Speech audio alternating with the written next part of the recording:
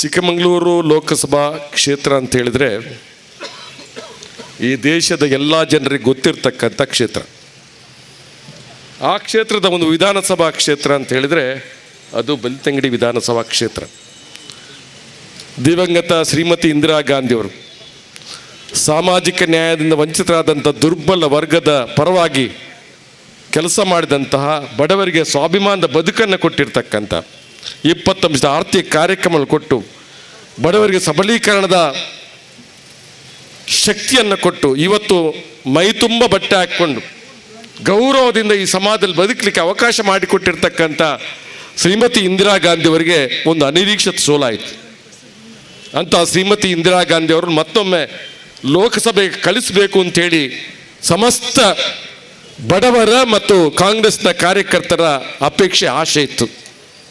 ಅದಕ್ಕೆ ಆ ಚುನಾವಣೆ ಅಂತ ಹೇಳಿದ್ರೆ ಒಂದು ಮಹತ್ವಪೂರ್ಣವಾದಂಥ ಚುನಾವಣೆ.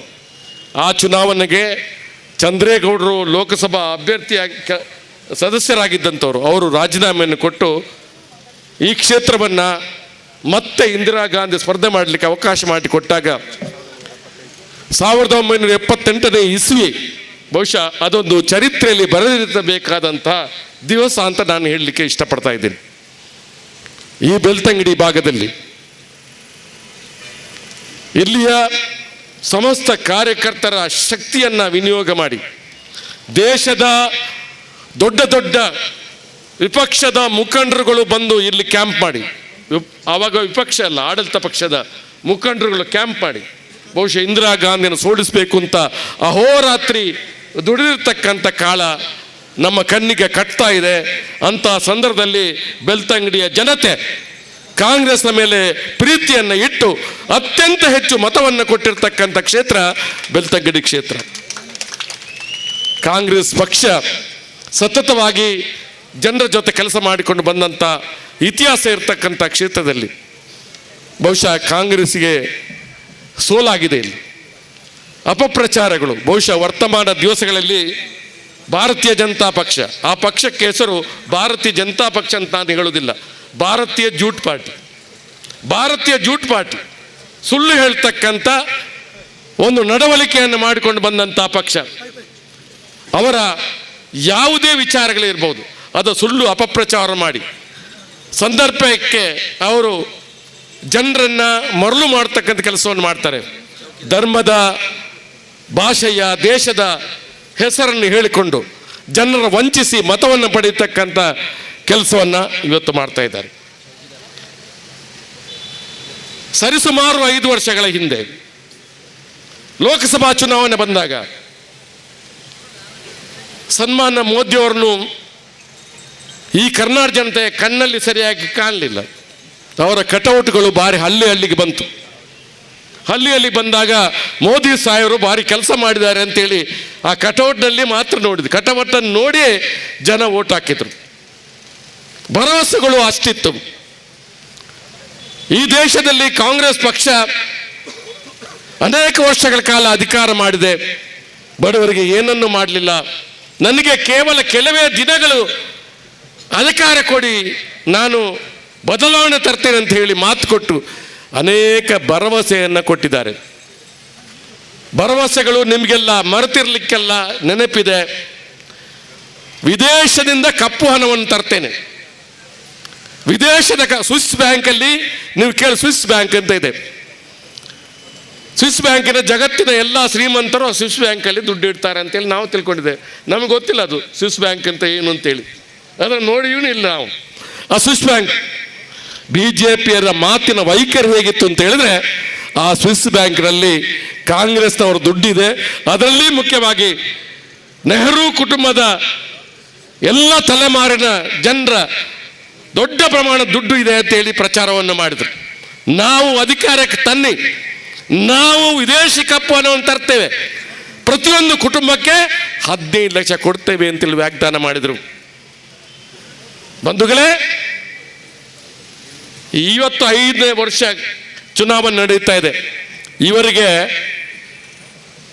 ಸ್ವಿಟ್ಜರ್ಲ್ಯಾಂಡ್ ಎಲ್ಲಿದೆ ಅಂತ ಮರೆತು ಹೋಯ್ತು. ಇವರಿಗೆ ಸ್ವಿಸ್ ಬ್ಯಾಂಕ್ ಏನು ಅಂತ ಗೊತ್ತಿಲ್ಲದೆ ಹೋಯ್ತು. ಯಾಕೆ ಇವರಿಗೂ ಸ್ವಿಸ್ ಬ್ಯಾಂಕಿನ ಹಣ ತರ್ತೇನೆ ಅಂತೇಳಿ ಜನರನ್ನ ಮೋಸ ಮಾಡಿರ್ತಕ್ಕಂಥ ಮೋದಿ ಎಷ್ಟು ಹಣವನ್ನು ಸ್ವಿಸ್ ಬ್ಯಾಂಕ್ ಅಂತ ತಂದ್ರು, ತರಲಿಕ್ಕೆ ಆಗಲಿಲ್ಲ. ಅದು ಸುಳ್ಳು ಅನ್ನುವಂಥದ್ದು ಜನಕ್ಕೆ ಗೊತ್ತಾದಾಗ ಇವತ್ತು ಮತ್ತೆ ಹೇಗೆ ಮರಳು ಮಾಡೋದು?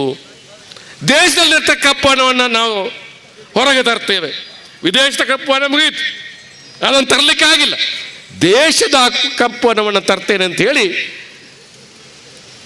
ಇವರು ನೋಟು ಬಂದ್ ಮಾಡಿದೆ. ಒಂದು ಬೆಳಗ್ಗೆ ಆಗುವಾಗ ನೋಟು ರದ್ದಾಯಿತು. ಹೇಳಿದರು ಎಲ್ಲ ದೇಶದ ಕಪ್ಪು ಹಣವನ್ನು ತಂದು ಬಿಡ್ತೀವಿ ಅಂತೇಳಿ. 150 ಜನ ಸತ್ರು. ತನ್ನ ಹಣದವನ್ನು ಪಡೆಯಲಿಕ್ಕೆ ಕ್ಯೂ ನಿಂತು ಎಷ್ಟು ಜನ ಸತ್ರು? 150 ಜನ ಸತ್ರು ತನ್ನ ಹಣವನ್ನು ಪಡೆಯಲಿಕ್ಕೆ ಆಗಿ. ರಾತ್ರಿ ಹಗಲು ನಿದ್ದೆ ಬಿಟ್ಟು ಬೆಳಗಾನ ಜಾವದವರೆಗೆ ಕ್ಯೂ ನಿಂತಿರ್ತಕ್ಕಂಥದ್ದು ನಾವು ಟಿವಿಯಲ್ಲಿ ಪತ್ರಿಕೆಯಲ್ಲಿ ನೋಡಿದ್ದೇವೆ. ಆದರೆ ಏನೇ ಸ್ವಾಮಿ, ಫಲಿತಾಂಶ ಏನು? ಒಂದು ಗಾದೆಯ ಮಾತಿದೆ, ಗುಡ್ಡೆ ಅಗೆದು ಇಲಿ ಹಿಡ್ದ ಅಂತೇಳಿ. ಆದರೆ ಮೋದಿ ಸಾಹೇಬರು ಗುಡ್ಡೆ ಅಗೆದ್ರೆ ಇಲಿ ಕೂಡ ಸಿಕ್ಕಲಿಲ್ಲ. ಎಲ್ಲ ದೇಶದ ಹಣ ಮತ್ತೆ ಬ್ಯಾಂಕಿಗೆ ಜಮೆ ಆಯಿತು. ಕಪ್ಪು ಹಣ ಸಿಗಲಿಲ್ಲ. ಕೆಲವು ಮಂದಿಗೆ ಈ ನೋಟ್ ಬಂದ್ ಮಾಡುವಂಥದ್ದು ಮೊದಲೇ ಗೊತ್ತಿತ್ತು. ಬ್ಯಾಂಕಿನ ಅರ್ಥವ್ಯವಸ್ಥೆಯನ್ನೇ ಬುಡಮೇಲೆ ಮಾಡ್ತಕ್ಕಂಥ ಕೆಲಸ ಇದರಿಂದ ಆಯ್ತು. ನಿಮ್ಮ ಗಮನಕ್ಕೆ ನಾನು ತರ್ತೇನೆ, ಜಗತ್ತಿನ ಅನೇಕ ಬ್ಯಾಂಕ್ಗಳು ದಿವಾಳಿ ಆಯಿತು. ಅಮೇರಿಕದಂತಹ ದೊಡ್ಡ ದೇಶದಲ್ಲಿ 30-35 ಬ್ಯಾಂಕ್ಗಳು ದಿವಾಳಿ ಆಯಿತು. ಭಾರತದಲ್ಲಿ ಒಂದೇ ಒಂದು ಬ್ಯಾಂಕ್ ದಿವಾಳಿ ಆಗಲಿಲ್ಲ. ಮನಮೋಹನ್ ಸಿಂಗ್ ಅವರು ಈ ದೇಶದ ಪ್ರಧಾನಮಂತ್ರಿಯಾಗಿ, ಒಬ್ಬ ಅರ್ಥಶಾಸ್ತ್ರಜ್ಞನಾಗಿ, ಪ್ರಪಂಚದ ಅತ್ಯಂತ ದೊಡ್ಡ ಅರ್ಥಶಾಸ್ತ್ರದ ಬಗ್ಗೆ ತಿಳುವಳಿಕೆ ಇದ್ದಂಥ ಪ್ರಧಾನಮಂತ್ರಿ ನಮ್ಮ ಅರ್ಥವ್ಯವಸ್ಥೆಯನ್ನು ಅಷ್ಟು ಕರಾರುವಕ್ಕಾಗಿ ಇಟ್ಟಿರ್ತಕ್ಕಂಥ ಮಾತ್ರವಲ್ಲ, ಶ್ರೀಮತಿ ಇಂದಿರಾ ಗಾಂಧಿಯ ದೂರದೃಷ್ಟಿಯ ಪರಿಣಾಮವಾಗಿ ಈ ಬ್ಯಾಂಕಿಗೆ ರಾಷ್ಟ್ರೀಕರಣ ಮಾಡೋದ್ರ ಮೂಲಕ ಬಹುಶಃ ಬ್ಯಾಂಕಿನ ಸ್ಥಿರತೆಯನ್ನು ರಿಸರ್ವ್ ಬ್ಯಾಂಕಿನ ಹತೋಟಿಗೆ ತರ್ತಕ್ಕಂಥ ಕೆಲಸವನ್ನು ಮಾಡಿ ಬಹುಶಃ ಬ್ಯಾಂಕಿನ ಇತಿಹಾಸದಲ್ಲಿ ಇವತ್ತು ಬ್ಯಾಂಕು ಪ್ರಪಂಚದ ಎಲ್ಲೇ ಯಾವುದೇ ಮೂಲೆಯಲ್ಲಿ ದಿವಾಳಿ ಆದರೂ ಕೂಡ ಭಾರತದ ಬ್ಯಾಂಕು ಸ್ಥಿರವಾಗಿ ಉಳಿಯತಕ್ಕಂಥ ಕೆಲಸವನ್ನು ಮಾಡಿದವರು ಶ್ರೀಮತಿ ಇಂದಿರಾ ಗಾಂಧಿ ಅವರ ದೂರದೃಷ್ಟಿಯ ಪರಿಣಾಮ ಅಂತ ಹೇಳ್ತಕ್ಕಂಥದ್ದನ್ನು ನಾವು ತಿಳ್ಕೊಳ್ಬೇಕಾಗಿದೆ. ಬ್ಯಾಂಕು ಶ್ರೀಮಂತರಿಗೆ ಮಾತ್ರ ಪ್ರವೇಶ ಇರ್ತಕ್ಕಂಥ ಕಾಲ ಇತ್ತು.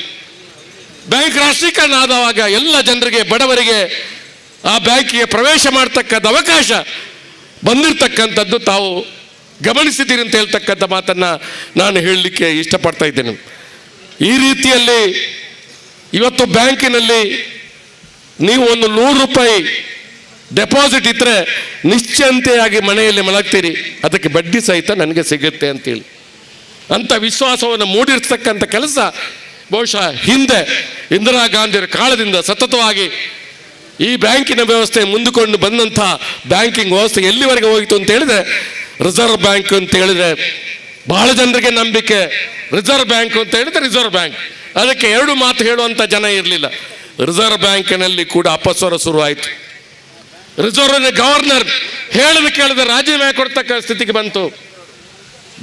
ರಿಸರ್ವ್ ಬ್ಯಾಂಕ್ ಮಾತ್ರವಲ್ಲ, ಎಲ್ಲ ಸ್ವಾಯತ್ತ ಸಂಸ್ಥೆಗಳು ಅದರ ಮೇಲೆ ವಿಶ್ವಾಸ ಕಡಿಮೆ ಆಗ್ತಕ್ಕಂಥ ಒಂದು ಕಾರ್ಯ ಆಯಿತು. ರಿಸರ್ವ್ ಬ್ಯಾಂಕಿನ ಮೇಲೆ ನಂಬಿಕೆ ಇಲ್ಲ, CBI ಮೇಲೆ ನಂಬಿಕೆ ಇಲ್ಲ, ಇಲೆಕ್ಷನ್ ಕಮಿಷನ್ ಮೇಲೆ ನಂಬಿಕೆ ಇಲ್ಲ, ಸುಪ್ರೀಂ ಕೋರ್ಟ್ನ ಬಗ್ಗೆಯೂ ಕೂಡ ಅಪಸ್ವರಗಳು ಶುರುವಾಯಿತು. IT EDಗಳು ಅವರಿಗೆ ಮನಬಂದಂತೆ ಅವರ ರಾಜಕೀಯ ವಿರೋಧಿಗಳನ್ನು ದಮನಿಸಲಿಕ್ಕೆ ಉಪಯೋಗ ಮಾಡ್ತಕ್ಕಂಥ ಕೆಲಸ ಆಯಿತು. ಏನು ಸ್ವಾಮಿ, ಈ ಜಿಲ್ಲೆಯ ರಾಜಕಾರಣವನ್ನು ಕಾಣಿ, ಪ್ರಾಮಾಣಿಕತೆಗೆ ಬೆಲೆ ಇಲ್ವಾ? ಪ್ರಾಮಾಣಿಕತೆಗೆ ಬೆಲೆ ಇಲ್ವಾ ಅಂತ ಹೇಳ್ತಕ್ಕಂಥ ಪ್ರಶ್ನೆ ಆಗಿದ್ರೆ ಕಾಂಗ್ರೆಸ್ನವ್ರು ಮಾತ್ರ ದುಡ್ಡು ಮಾಡಿದವರ, ಅವರ ಸ್ನೇಹಿತರೆಲ್ಲ ದುಡ್ಡು ಮಾಡಿದವರ, BJPಯವರು ಬಹಳ ದೊಡ್ಡ ಸಂಭಾವಿತರು ಅಂತ ಹೇಳ್ತಾರೆ ರೀತಿಯಲ್ಲಿ ಯಾವ BJP ಒಬ್ಬನೇ ಒಬ್ಬ BJP ಪರವಾಗಿರ್ತಕ್ಕಂಥ ಅವರ ಸ್ನೇಹಿತರಿಗೆ ಯಾರಿಗೂ ಕೂಡ ED IT ರೆಡಿ ಆಗಲಿಲ್ಲ. ಇದರ ಉದ್ದೇಶ ಏನು? ರಾಜ್ಯಕ್ಕೆ ದಾಳವಾಗಿ ಬಳಸ್ತಕ್ಕಂಥ ಕೆಲಸವನ್ನು ಇವತ್ತು ಮೋದಿ ಸರ್ಕಾರ ಮಾಡಿತ್ತು ಅಂತ ಹೇಳ್ತಕ್ಕಂಥ ಮಾತನ್ನು ಹೇಳಲಿಕ್ಕೆ ಇಷ್ಟಪಡ್ತಾ ಇದ್ದೀನಿ. ಸಂಪೂರ್ಣವಾಗಿ ದೇಶದ ಸ್ವಾಯತ್ತ ಸಂಸ್ಥೆಯನ್ನು ಸ್ವಾಧೀನ ಮಾಡಿಕೊಂಡು ಬಹುಶಃ ಈ ಸಮಾಜದಲ್ಲಿ ಒಂದು ಫ್ಯಾಸಿಸ್ಟ್ ವ್ಯವಸ್ಥೆಯನ್ನು ತರಲಿಕ್ಕೆ ಮುಂದಾಲೋಚನೆಯನ್ನ ಮಾಡ್ತಾ ಇದ್ದಾರೆ ಮೋದಿಯವರು ಅಂತ ಹೇಳ್ತಕ್ಕಂಥದ್ದು ನಾವು ಗಮನಿಸಬೇಕಾದ ಅಂಶ ಅಂತ ಹೇಳ್ತಕ್ಕಂಥ ಮಾತನ್ನ ಹೇಳಲಿಕ್ಕೆ ಇಷ್ಟಪಡ್ತಾ ಇದ್ದೇನೆ. ಹಿಟ್ಲರ್ ಅಧಿಕಾರಕ್ಕೆ ಬಂದಾಗ ಚುನಾವಣೆ ಮೂಲಕ ಅಧಿಕಾರಕ್ಕೆ ಬರ್ತಾರೆ. ಅಲ್ಲಿ ಜರ್ಮನ್ನ ಇತಿಹಾಸವನ್ನ ನೀವು ತಿಳ್ಕೊಂಡಿರ್ಬೋದು. ಯಾವ ರೀತಿಯಲ್ಲಿ ದಮನ ಮಾಡಿದ್ರು ಅನೇಕ ಮಂದಿಗಳನ್ನು ಅಂತ ಹೇಳ್ತಕ್ಕಂಥದ್ದು ನಾವು ನೆನಪು ಮಾಡಬೇಕಾಗಿದೆ. ಅಂತ ಫ್ಯಾಸಿಸ್ಟ್ ವ್ಯವಸ್ಥೆಯನ್ನ ಭಾರತದಲ್ಲಿ ಕೂಡ ತರಬೇಕು ಅಂತ ಹೇಳ್ತಕ್ಕಂಥ ಮೂಲಭೂತ ಉದ್ದೇಶ ಸಂಘ ಪರಿವಾರದ RSS ಉದ್ದೇಶ, ಅದಕ್ಕೆ ನಾಯಕತ್ವ ಮೋದಿಯವರು ಅಂತ ಹೇಳ್ತಕ್ಕಂಥ ಮಾತನ್ನ ನೀವು ಖಂಡಿತವಾಗಿ ತಿಳ್ಕೊಳ್ಬೇಕು. ಇದು ಕಡೆಯ ಚುನಾವಣೆ ಆಗಿರಲಿಕ್ಕೆ ಸಾಧ್ಯತೆ ಇದೆ. ಇದು ಕಡೆಯ ಚುನಾವಣೆ ಆಗಲಿಕ್ಕೆ ಸಾಧ್ಯತೆ ಇದೆ. ಆದ್ದರಿಂದಾಗಿ ನೀವು ಫ್ಯಾಸಿಸ್ಟ್ ಶಕ್ತಿಯನ್ನ ನೀವು ಅಧಿಕಾರ ಕಿತ್ತೊಗೆಯತಕ್ಕಂಥ ಕೆಲಸವನ್ನ ಸಮಸ್ತ ಪ್ರಜಾಪ್ರಭುತ್ವವಾದಿಗಳು, ಸಾಮಾಜಿಕ ನ್ಯಾಯದಿಂದ ವಂಚಿತರಾದ ಜನರು, ಸಾಮಾಜಿಕವಾಗಿ ಬಡವರು, ದುರ್ಬಲರು ಎಲ್ಲರೂ ಕೂಡ ಇವತ್ತು ಅದನ್ನು ಯೋಚನೆ ಮಾಡಬೇಕು. ಸ್ವಾಮಿ, ಬ್ಯಾಂಕ್ ರಾಷ್ಟ್ರೀಕರಣ ಮಾತ್ರ ಅಲ್ಲ, ಭೂ ಮಸೂದೆ ಕಾನೂನು ಜಾರಿ ಮಾಡಿದ್ರು. ಬಡವರ 5 ಸೆಂಟ್ ಜಾಗ ಕೊಡ್ತಕ್ಕಂಥ ಕಾರ್ಯಕ್ರಮ ಆಯಿತು. ಬಡವರಿಗೆ IRDP ಸಾಲ ಕೊಡ್ತಕ್ಕಂಥ ಕಾರ್ಯಕ್ರಮ ಆಯಿತು. ಬಡವರಿಗೆ ಮನೆ ಕಟ್ಟಿಸಿಕೊಡ್ತಕ್ಕಂಥ ಕಾರ್ಯಕ್ರಮ ಆಯಿತು. ಕಾಂಗ್ರೆಸ್ ಕಾರ್ಯಕ್ರಮ ಸಮಾಜದ ದುರ್ಬಲ ವರ್ಗದ ಪರವಾಗಿ. ಯಾವಾಗ ಕಾಂಗ್ರೆಸ್ ಅಧಿಕಾರ ಬಂತು, ಸಮಾಜ ದುರ್ಬಲ ವರ್ಗದ ಕಾರ್ಯಕ್ರಮ 94C ವರೆಗೆ ಭೂ ಮಸೂದೆ ಕಾನೂನಿನಿಂದ 5 ಸೆಂಟ್ ಜಾಗ ಕೊಡ್ತಕ್ಕಂಥ ಋಣ ಪರಿಹಾರ ಕಾಯ್ದೆ, ಜೀತ ಮುಕ್ತಿಯ ಕಾರ್ಯಕ್ರಮದಿಂದ ಹಿಡಿದು ಬಡವರಿಗೆ 94C ಸಿಗುವವರೆಗೆ ಮಧ್ಯಾಹ್ನ ಬಿಸಿ ಊಟ ಸಹಿತವಾಗಿ ಅದು ಕೊಟ್ಟಿರ್ತಕ್ಕಂಥದ್ದು ಕಾಂಗ್ರೆಸ್ ಅಂತ ಹೇಳೋದನ್ನ ನಾವು ಯಾವತ್ತೂ ಕೂಡ ಮರೆಯಬಾರ್ದು ಅಂತ ಹೇಳ್ತಕ್ಕಂಥ ಮಾತನ್ನು. ಈ ಜಿಲ್ಲೆ ಒಂದು ಪ್ರಜ್ಞಾವಂತರ ಬುದ್ಧಿವಂತರ ಜಿಲ್ಲೆ, ಒಳ್ಳೆ ಲೋಕಸಭಾ ಸದಸ್ಯರು ಕೊಟ್ಟಿರ್ತಕ್ಕಂಥ ಜಿಲ್ಲೆ. ಮಂಗಳೂರು ಲೋಕಸಭಾ ಅಂತ ಹೇಳಿದ್ರೆ ಅದು ದೇಶದಲ್ಲಿ ಅದಕ್ಕೆ ಹೆಸರಿರ್ತಕ್ಕಂಥ ಜಿಲ್ಲೆ. ಬೆನಗಲ್ ಶಿವರಾಯರು ದೇಶದ ಅತ್ಯುತ್ತಮ ನಾಯಕರಾಗಿ ಲೋಕಸಭಾ ಸದಸ್ಯರಾಗಿ ಕೆಲಸ ಮಾಡಿದ್ದಾರೆ. ಶ್ರೀನಿವಾಸ ಮಲ್ಯರು ಕಾಂಗ್ರೆಸ್ನ ಲೋಕಸಭಾ ಸದಸ್ಯರಾಗಿ ಈ ಜಿಲ್ಲೆಯ ಅಭಿವೃದ್ಧಿಗೆ ಕಾರಣೀಭೂತರಾದವರು ಶ್ರೀನಿವಾಸ ಮಲ್ಯರು. ಶಂಕರ ಆಳ್ವರು, ಪೂನಚ್ಚರು, KK ಶೆಟ್ಟರು, ಜನಾರ್ದನ ಪೂಜಾರಿ ಅವರು ಎಲ್ಲರೂ ಕೂಡ ಕಾಂಗ್ರೆಸ್ಸಿನ ಲೋಕಸಭಾ ಸದಸ್ಯರಾಗಿ ಈ ಜಿಲ್ಲೆಯ ಅಭಿವೃದ್ಧಿಗೆ ಸತತವಾಗಿ ದುಡಿದವರು. ಇವತ್ತು ಇಲ್ಲಿಯ ಏರ್ಪೋರ್ಟ್ ಆಗಿದ್ದಿರ್ಬೋದು, ಇವತ್ತು ಪೋರ್ಟ್ ಆಗಿದ್ದಿರ್ಬೋದು, ಇವತ್ತು ಅನೇಕ ಸೇತುವೆಗಳ ನಿರ್ಮಾಣ ಆಗಿರ್ತಕ್ಕಂಥ ಇರ್ಬೋದು, ಅದಕ್ಕೆ ರಾಷ್ಟ್ರೀಯ ಹೆದ್ದಾರಿಗಳು ಆಗಿರ್ತಕ್ಕಂಥ NITK ಇಂಜಿನಿಯರಿಂಗ್ ಕಾಲೇಜ್ ಆಗಿರ್ತಕ್ಕಂಥ ಇರ್ಬೋದು, MRPL ONGC ಬಂದಿರ್ತಕ್ಕಂಥ ಇರ್ಬೋದು, ಪಾಸ್ಪೋರ್ಟ್ನ ರೀಜನಲ್ ಕಚೇರಿ ಬಂದಿರ್ತಕ್ಕಂಥ ಇರ್ಬೋದು. ಇದಕ್ಕೆ ಕಾರಣ ಕಾಂಗ್ರೆಸ್ ಪಕ್ಷ, ಕಾಂಗ್ರೆಸ್ನ ಮುಖಂಡರು, ಕಾಂಗ್ರೆಸ್ ಲೋಕಸಭಾ ಸದಸ್ಯರು. ಮತ್ತೆ BJP ಈ ಜನ ಓಟು ಕಟ್ಟಿ ಗೆಲ್ಲಿಸಿದರು. BJPಯ ಲೋಕಸಭಾ ಸದಸ್ಯರು ಏನಾದರೂ ಮಾಡಿದ್ದಾರಾ? ಹಿಂದೆ BJP ಸರ್ಕಾರ ಒಂದು ಸಾರಿ ದೇಶದಲ್ಲಿ ಬಂದಾಗ ನಮ್ಮ ಹಾರ್ಬರ್ನಲ್ಲಿ ಮಸ್ಗಾನ್ ಡಾಕ್ ಅಂತಿತ್ತು. ಮಸ್ಗಾನ್ ಡಾಕ್ ಅಂತೇಳಿ ಅದರಲ್ಲಿ ಸಾಕಷ್ಟು ಸಾವಿರಾರು ಜನ ಕೆಲಸಕ್ಕಿದ್ರು. ಆ ಮಸ್ಗಾನ್ ಡಾಕನ್ನು ಇಲ್ಲಿಂದ ತೆಗೆದು ಬೊಂಬಾಯಿಗೆ ತೆಗೆದುಕೊಂಡು ಹೋದ್ರು. ನಮ್ಮ ಪೂಂಜಲಕಟ್ಟೆಯಲ್ಲಿ ರಾಜೇಂದ್ರನ ಒಬ್ಬ ಇದ್ದ, ನಮ್ಮ ಸ್ನೇಹಿತ, ಅವನು ಯಾವಾಗಲೂ ಹೇಳುದು, ಎಂಕ್ಲಿ ಮಸ್ಗಾನ್ ಡಾಕ್ ಹೆಂಗೆ ನುಪ್ಪು ಕೊಡೋದಿತ್ತು ನನ್ನ. ಆ ಮಸ್ಗಾನ್ ಡಾಕ್ ಬೊಂಬಾಯಿ ಕೊಡೋದು ಎಂಕ್ಲಿ ನುಪ್ಪಿಜ್ಜನ ಮಲ್ತನ ಜನಕ್ಕುಲು ಅಪಗದ BJP ಸರ್ಕಾರ ಐನು ಏಪಲ್ ನಂಬೆರ ಬಲ್ಲಿ ಪಣ್ಣ ಪಾತ್ರ ಪಂಡಿತಂತ ಹೇಳ ಕಾಲ ಇತ್ತು. ಇವತ್ತು ಇವರು ಈ ಜಿಲ್ಲೆ ಕೊಟ್ಟಂತ ಕೊಡುಗೆ ಯಾವುದಿಲ್ಲ, ಇದ್ದದನ್ನು ತೆಗೆದುಕೊಂಡು ಹೋಗ್ತಕ್ಕಂಥ ಕೆಲಸ. ತೋಟಗಾರಿಕಾ ಸಂಸ್ಥೆ ಕಡಬದಲ್ಲಿ ಕುದುದಲ್ಲಿ ಇರ್ತಕ್ಕಂಥ ತೋಟಗಾರಿಕಾ ಸಂಸ್ಥೆಯನ್ನು ಹೈದರಾಬಾದ್ಗೆ ಸ್ಥಳಾಂತರ ಮಾಡ್ತಕ್ಕಂಥ ಪ್ರಯತ್ನ ನಡೀತಾ ಇದೆ. ಇವತ್ತು ನರಸಿಂಹನ್ ಕಮಿಟಿ ಬ್ಯಾಂಕ್ಗಳು ಯಾವ ನಷ್ಟದಲ್ಲಿದೆ ಅಂತ ಬ್ಯಾಂಕನ್ನು ಲಾಭದಲ್ಲಿರ್ತಕ್ಕಂಥ ಬ್ಯಾಂಕಿಗೆ ವಿಲೀನ ಮಾಡಬೇಕು ಅಂತ ಒಂದು ಸಮಿತಿ ರಚನೆ ಆಗಿತ್ತು. ಅದು ಸ್ಟೇಟ್ ಬ್ಯಾಂಕ್ ಆಫ್ ಇಂಡಿಯಾ ಜೊತೆ ಕೆಲವು ಬ್ಯಾಂಕನ್ನು ಮರ್ಜ್ ಮಾಡಿದಾಗ ಅದು ಯಶಸ್ವಿ ಆಗಿಲ್ಲ ಅಂತೇಳಿ ಹಾಗೆಯೇ ತಟಸ್ಥ ಆಯಿತು. ಆದರೆ ಇವತ್ತು ಲಾಭದಲ್ಲಿರ್ತಕ್ಕಂಥ ವಿಜಯ ಬ್ಯಾಂಕನ್ನು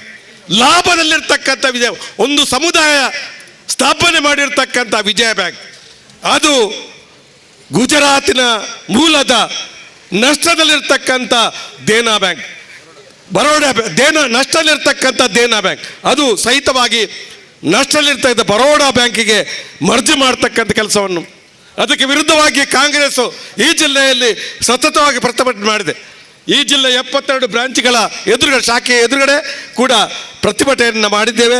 ಇವತ್ತು ಕೂಡ ಇಲ್ಲಿ ಬರುವುದಕ್ಕೆ ಮೊದಲು ನಾನು ಮತ್ತು ಮಿಥುನ್ ರೈ ಮತ್ತು ನಮ್ಮ ಸ್ನೇಹಿತರು ನಾವು ವಿಜಯ ಬ್ಯಾಂಕಿನ ಎದುರು ಕರಾಳದಿಂದ ಘೋಷಣೆ ಮಾಡಿ ಕಪ್ಪು ಬ್ಯಾಜನ್ನು ಹಾಕಿ ಧಿಕ್ಕಾರನ್ನು ಕೂಗಿತಕ್ಕಂಥ ಕೆಲಸವನ್ನು ಮಾಡಿ ಇಲ್ಲಿ ಬರುವಾಗ ತಡವಾಯಿತು. ಆ ಕೆಲಸವನ್ನು ನಾವು ಮಾಡಿದ್ದೇವೆ. ವಿಜಯ ಬ್ಯಾಂಕ್ ಉಳಿಬೇಕು. ಈ ನೌಕರರು ರಾಹುಲ್ ಗಾಂಧಿ ಅವರನ್ನು ಭೇಟಿ ಮಾಡಿದರು. ರಾಹುಲ್ ಗಾಂಧಿ ಅವರಿಗೆ ಭರವಸೆ ಕೊಟ್ಟಿದ್ದಾರೆ, ನನ್ನ ಸರ್ಕಾರ ಅಧಿಕಾರ ಬಂದರೆ ಮತ್ತೆ ವಿಜಯ ಬ್ಯಾಂಕನ್ನು ಮರುಸ್ಥಾಪನೆ ಮಾಡ್ತೇನೆ ಅಂತ ಹೇಳ್ತಕ್ಕಂಥ ಭರವಸೆಯನ್ನು ಕೊಟ್ಟಿದ್ದಾರೆ. ನಮ್ಮ ಲೋಕಸಭಾ ಅಭ್ಯರ್ಥಿ ಆಗಿರ್ತಕ್ಕಂಥ ಮಿಥುನ್ ರೈ ಅವರು ಅವರ ಭರವಸೆಯಲ್ಲಿ ಬಹುಶಃ ನಾನು ಈ ಭಾಗದ ಲೋಕಸಭಾ ಸದಸ್ಯರಾಗಿ ನೀವು ಆಶೀರ್ವಾದ ಮಾಡಿದರೆ ವಿಜಯ ಬ್ಯಾಂಕನ್ನು ಮತ್ತೆ ಮರುಸ್ಥಾಪನೆ ಮಾಡುವಲ್ಲಿ ನಾನು ಸತತವಾಗಿ ಪ್ರಯತ್ನ ಮಾಡ್ತೇನೆ ಅನ್ನುವಂಥ ಭರವಸೆಯನ್ನು ಕೊಟ್ಟಿದ್ದಾರೆ. ಖಂಡಿತವಾಗಿ ಈ ನಾಡಿನ ಜನ ಅದನ್ನು ಯೋಚನೆ ಮಾಡುವಂಥದ್ದು ಅಗತ್ಯ ಇದೆ ಅನ್ನುವಂಥ ಮಾತನ್ನು ಈ ಸಂದರ್ಭದಲ್ಲಿ ನಾನು ಹೇಳಲಿಕ್ಕೆ ಇಷ್ಟಪಡ್ತಾ ಇದ್ದೀನಿ. ಇವತ್ತು ನಮಗೆ ಚರ್ಚೆ ಆಗ್ತಕ್ಕಂಥ ಚೌಕಿದಾರ್ ಚೋರ್ ಹೇ ಅಂತೇಳಿ ಇವತ್ತು ರಫೇಲ್ ವಿಚಾರವಾಗಿ ಬಹುಶಃ ನಾನು ಹೇಳಲಿಕ್ಕೆ ಹೋಗುವುದಿಲ್ಲ. 520 ಕೋಟಿಗೆ ಇವತ್ತು 126 ರಫೇಲ್ ಯುದ್ಧ ವಿಮಾನಗಳನ್ನು ಮಾತಾಡ್ತಾರೆ ಮುಂದಕ್ಕೆ. ಅದನ್ನು ಬಹುಶಃ 1600 ಕೋಟಿ ರೂಪಾಯಿ ರಫೇಲ್, ಅದನ್ನು BJP ಅವರು 36 ರಫೇಲ್ ವಿಮಾನ. ಇಂಥ ಭ್ರಷ್ಟಾಚಾರ ಆಗಿರ್ತಕ್ಕಂಥದ್ದು ಬಡವರಿಗೆ ತೊಂದರೆ ಮಾಡಿ ಶ್ರೀಮಂತರ ಪರವಾಗಿ ಚೌಕಿದಾರಿ ಯಾರು ಅಂತ ಹೇಳಿದ್ರೆ, ಇವತ್ತು ನಿಮ್ಮ ಬಡವರ ಮನೆಯಲ್ಲಿ ಚೌಕಿದಾರ ಬೇಕಾ? ಕಾವಲ್ಗಾರ ನಿಮ್ಮ ಮನೆಗೆ ಬೇಕಾ? ಇಲ್ಲಿ ಯಾರಿದ್ದಾರೆ ಕಾವಲ್ಗಾರ ಇಟ್ಕೊಂಡಿರ್ತಕ್ಕಂಥ ಜನ? ನಿಮ್ಮ ಮನೆಯಲ್ಲಿ ಯಾರು ಕಾವಲ್ಗಾರ ಇದ್ದಾರಾ? ನಿಮ್ಮ ಮನೆ ಎದುರುಗಡೆ ಕಾವಲ್ಗಾರ ಇಲ್ಲ. ಕಾವಲ್ಗಾರ ಇರುವುದು ಈ ದೇಶದ ಕೋಟ್ಯಾಧೀಶರ, ಬಂಡವಾಳಶಾಹಿಗಳ, ಶ್ರೀಮಂತರ, ಜಮೀನ್ದಾರರ, ಕೋಟ್ಯಾಧಿಪತಿಗಳ, ಉದ್ದಿಮೆದಾರರ ಮನೆ ಎದುರುಗಡೆ ಚೌಕಿದಾರರು ಇರ್ತಾರೆ. ಈ ಚೌಕಿದಾರ ಬಡವರ ಪರವಾಗಿ ಕೆಲಸ ಮಾಡಿದ ಚೌಕಿದಾರ ಅಲ್ಲ, ಇವರು ಬಂಡವಾಳಶಾಹಿಗಳ ಚೌಕಿದಾರ, ಬಂಡವಾಳಶಾಹಿಗಳ ಹಿತವನ್ನು ಕಾಯತಕ್ಕಂಥ ಚೌಕಿದಾರ. ಉದಾಹರಣೆಗೆ ಇವತ್ತು ರೈತರ ಸಾಲ ಮನ್ನಾ ಮಾಡಬೇಕು ಅಂತ ಹೇಳಿದ್ರೆ ಮಾಡಲಿಲ್ಲ. ಆದರೆ ಉದ್ದಿಮೆದಾರರ ಸಾಲವನ್ನು ಇವತ್ತು ರಾಹುಲ್ ಗಾಂಧಿ ಅವರು ಹೇಳಿಕೆಯನ್ನು ಕೊಟ್ಟಿದ್ದಾರೆ. ಬಹುಶಃ ಆ ಶ್ರೀಮಂತರ ಹಣವನ್ನು ಮನ್ನಾ ಮಾಡ್ತಕ್ಕಂಥ ಕೆಲಸವನ್ನು ಮಾಡಿರ್ತಕ್ಕಂಥ ಚೌಕಿದಾರ ಅನ್ನುವುದಕ್ಕೆ ಇವತ್ತು ಮೋದಿಯವರು ಶ್ರೀಮಂತರ ಪರವಾಗಿರ್ತಕ್ಕಂಥ ಕೆಲಸವನ್ನು ಮಾಡ್ತಾರೆ ಅನ್ನುವಂಥ ಮಾತನ್ನು ಹೇಳ್ತಾ ಬಹುಶಃ ಅನೇಕ ವಿಚಾರಗಳ ಮಾತಾಡಿದ್ದೇವೆ. ನಾನು ಹೆಚ್ಚಿಗೆ ಮಾತಾಡಲಿಕ್ಕೆ ಹೋಗೋದಿಲ್ಲ. ಬಹುಶಃ ಕಾಂಗ್ರೆಸ್ ಪಕ್ಷ ಈ ದೇಶ ಬಡವರಿಗಾಗಿ ಕೆಲಸ ಮಾಡಿರ್ತಕ್ಕಂಥ ಪಕ್ಷ, ಸಾಮಾಜಿಕ ವಂಚಿತರಾದ ದುರ್ಬಲವರ ಪರವಾಗಿ ಕೆಲಸ ಮಾಡಿರ್ತಕ್ಕಂಥ ಪಕ್ಷ. ನೀವು ನಮ್ಮ ಯುವ ಮಿತ್ರರಾದಂಥ ನಮ್ಮ ಅಭ್ಯರ್ಥಿಯಾದಂಥ ಮಿಥುನ್ ರೈ ಅವರನ್ನು ಈ ಬಾರಿ ಲೋಕಸಭೆ ಕಳಿಸಿ ಸಮರ್ಥ ಒಬ್ಬ ಲೋಕಸಭೆಯಲ್ಲಿ ಕೆಲಸ ಮಾಡ್ತಕ್ಕಂಥ ಶಕ್ತಿ ಇರ್ತಕ್ಕಂಥ ವ್ಯಕ್ತಿಗೆ ನೀವು ಮತ ಕೊಟ್ಟು ಗೆಲ್ಲಿಸಬೇಕು ಅಂತ ಹೇಳ್ತಕ್ಕಂಥ ಮಾತನ್ನು ಹೇಳಿ ನನ್ನ ಮಾತನ್ನು ಮುಕ್ತಾಯ ಮಾಡ್ತೇನೆ. ಜೈ ಹಿಂದ್, ಜೈ ಕರ್ನಾಟಕ.